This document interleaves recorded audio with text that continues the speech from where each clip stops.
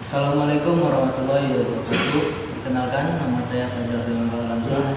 Saya dari Prodi Akuntansi. Di sini saya akan menjelaskan sebuah artikel, yakni berjudul Ekonomi Islam.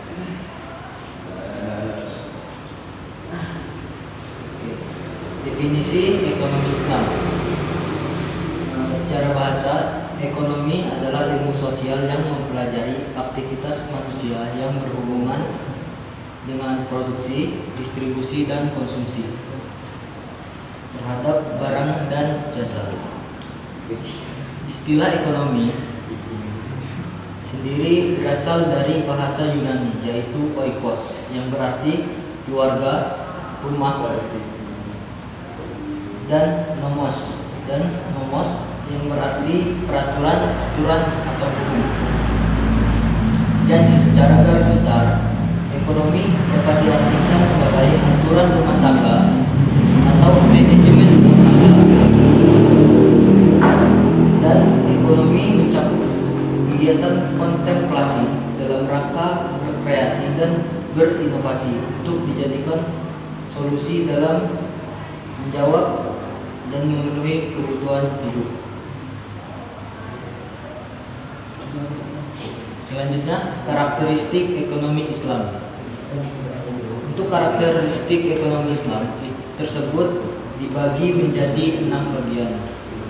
Yang pertama, Rabbaniyah Masdar atau bersumber dari Tuhan. Tujuan Allah Subhanahu wa taala memberikan pengajaran yang berkaitan dengan kegiatan berekonomi adalah untuk memperkecil kesenjangan di antara masyarakat. Yang kedua, Rabbaniyah al-Ad, yang artinya bertujuan untuk Tuhan.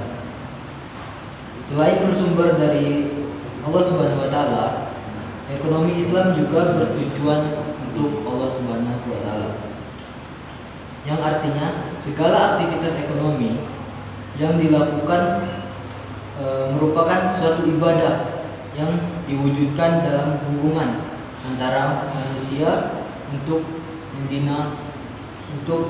membina hubungan kepada Allah Subhanahu wa taala. Dan yang ketiga, al-raqabah al-masdujah, yaitu kontrol di dalam dan di luar. Ekonomi Islam menyertakan pengawasan yang melekat bagi setiap manusia yang terlibat di dalamnya.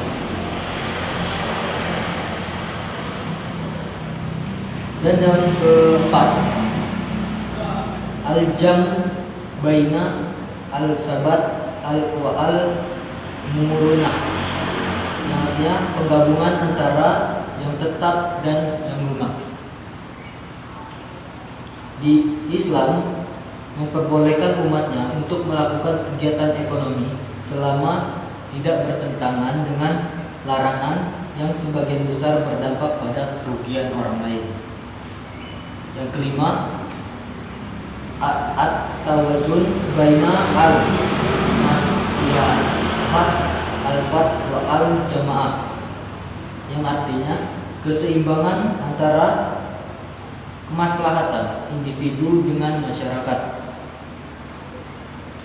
Segala aktivitas yang dilakukan di dalam ekonomi Islam itu bertujuan untuk menciptakan keharmonisan dalam kehidupan. Dengan demikian, kesejahteraan masyarakat bisa tercapai. Dan yang terakhir, yang keenam, al-tawazun baina al-madiyah wa al-ruhiyah, yang artinya keseimbangan antara material dan spiritual. Agama Islam memotivasi manusia untuk bekerja dan mencari rezeki, dan di Islam tidak melarang umatnya untuk memanfaatkan rezeki yang telah diperoleh.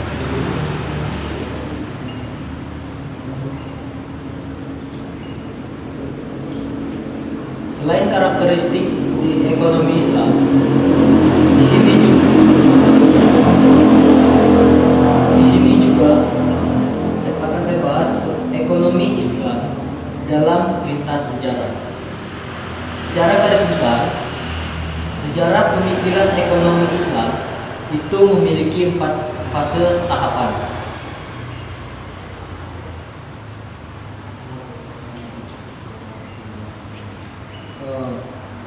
Untuk fase pertama atau yang pertama itu adalah masa fondasi.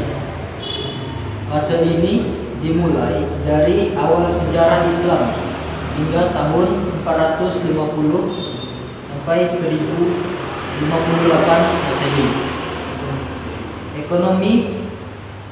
Saat itu ekonomi masih dibahas oleh para ahli fikih, filsuf dan juga para sufi. Dan yang kedua, fase pemikiran Islam. Pada fase ini, pemikiran ekonomi Islam berkembang secara pesat, dimulai dari tahun 450 sampai 1058 Masehi hingga tahun 850 atau 1446 Masehi. Pada masa ini lahir banyak karya intelektual termasuk di bidang ekonomi.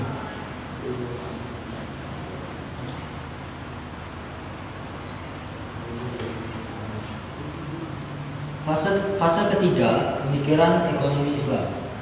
Di fase ketiga, periode ini adalah terjadinya stagnasi, di mana tidak ditemukannya pemikiran ekonomi Islam yang terlalu signifikan.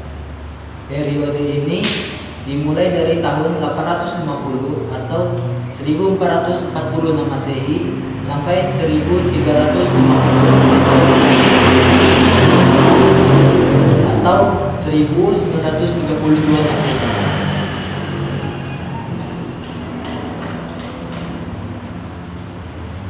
Fase yang keempat atau yang terakhir adalah fase di mana periode kebangkitan dimulai dari tahun 1932 sampai saat ini. Banyak di dekade 30-an sampai 60-an banyak negara muslim yang sudah mendapatkan kemerdekaannya. Oleh karenanya muncul perhatian yang lebih mendalam tentang sistem ekonomi apa yang mesti digunakan oleh negara-negara muslim di tengah-tengah dominasi sistem kapitalis dan komunis.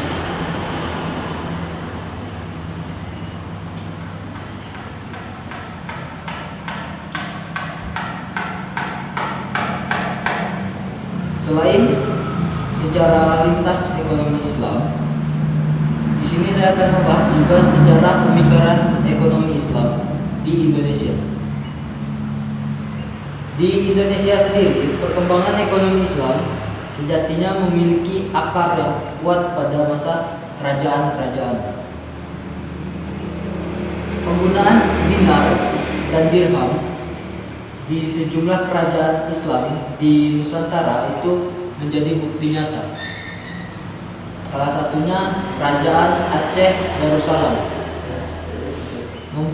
di mana mereka membuat mata uang sendiri yang ditulis dengan huruf Arab pada masa kepemimpinan Sultan Alauddin Iyad Shah Al-Fahad, tepatnya pada tahun 945 sampai 979 atau 1539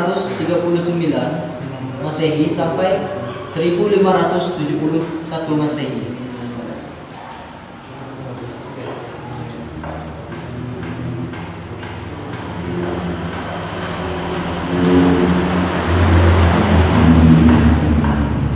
Selanjutnya, sistem ekonomi Islam. Sistem ekonomi Islam sendiri dapat didefinisikan sebagai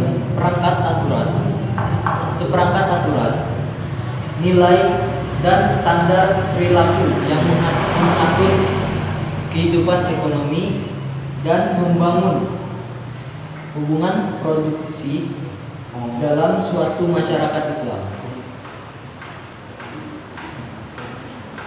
Aturan-aturan tersebut merupakan manifesti dari ajaran Islam yang ada di dalam Al-Quran dan hadis yang menjadi sumber utama dan ijma serta kias para ahli atau ulama.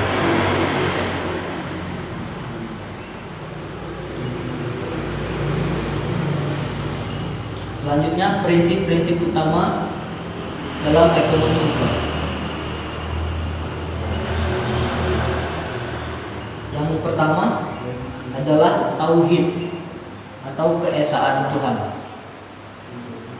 Sumber-sumber daya yang alam dan kekayaan adalah milik Allah Subhanahu wa Ta'ala.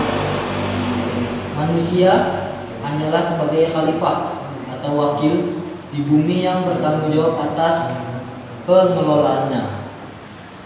Dan yang kedua adalah keadilan. Ekonomi Islam menjunjung tinggi keadilan dalam segala aspek, termasuk distribusi pendapatan, kesempatan berusaha, dan perlindungan konsumen.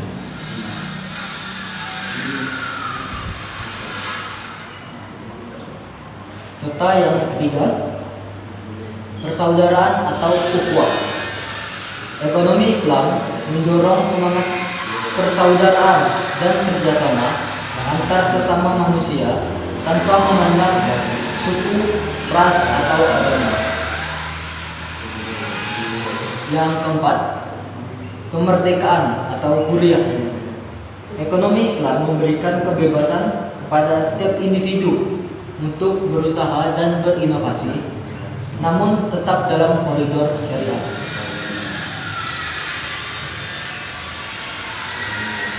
Dan yang terakhir adalah tanggung jawab sosial. Di Islam sendiri mengajarkan pentingnya tanggung jawab sosial seperti zakat, infak, dan sedekah untuk membantu mereka yang kurang mampu.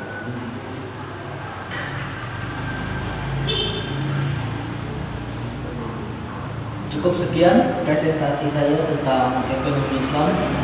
Jika ada kesalahan saya mohon maaf, kurang lebihnya saya ucapkan wassalamualaikum warahmatullahi wabarakatuh.